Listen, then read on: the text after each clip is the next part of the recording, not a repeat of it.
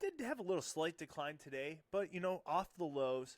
After consolidating a bit here, last week we kind of found like resistance around that 1075 level, and then we're looking for support around that 1040. Really short term, maybe I want to start thinking about something there. If we start getting a close below 1040, would that possibly trigger levels to the 1027 and 1011, which would be the 50% fib from the December to the January rally. The March-May spread softened towards negative 14 support.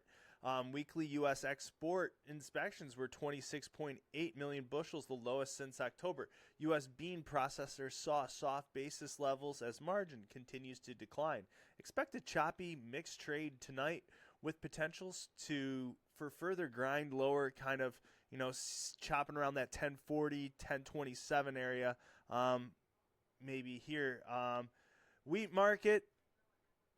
Let's pull up the old wheat.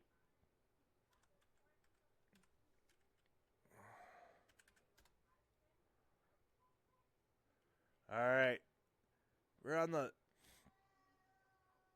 All right. So we couldn't really get any substantiating like movements off of that like 1065 yesterday. This was like, obviously a bearish candle here. So that kind of triggered up here, and we didn't see any sort of close on this wick and engulfed it, right? So it engulfed the next one. So that 560 level is going to be kind of important here going forward. So we were going to be monitoring to see if we ever see a close above 560. Will we ever see it this year? I don't know. But, that 535 looks good here. So the trade shrugged off good weekly export inspections numbered at 17.8 million bushels, the largest since early October.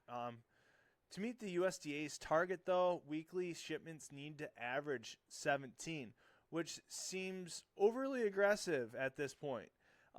Additional moisture is forecasted in the southern plains, beneficial for growing conditions there, and then concerns about U.S. winter kill are fading.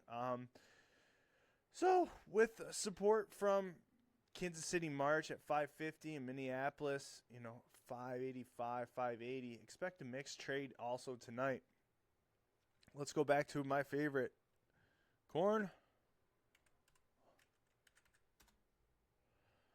All right, so corn market took a breather, closed slightly lower, though well off its early lows. Like we had a, kind of a rock close there, or an open, just kind of traded off four lower there.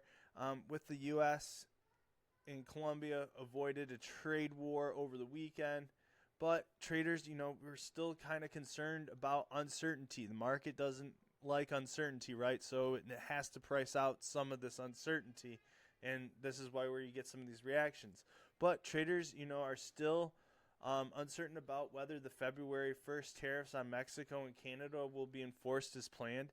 The USDA also reported export sales of 139,000 tons of corn to Mexico. Weekly U.S. export inspections of 49.1 million bushels were the third largest this year.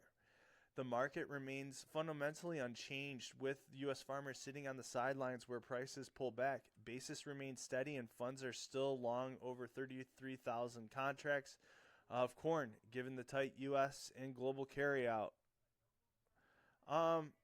Anyways, so, and then you still have some concerns about the Safrahana crop as well. Still expect like kind of a choppy trade today on the overnight.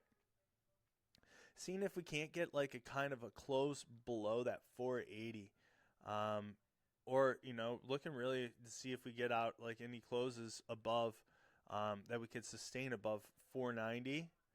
If not, it looks like we could start grinding back lower. So this will be interesting to see how it plays out.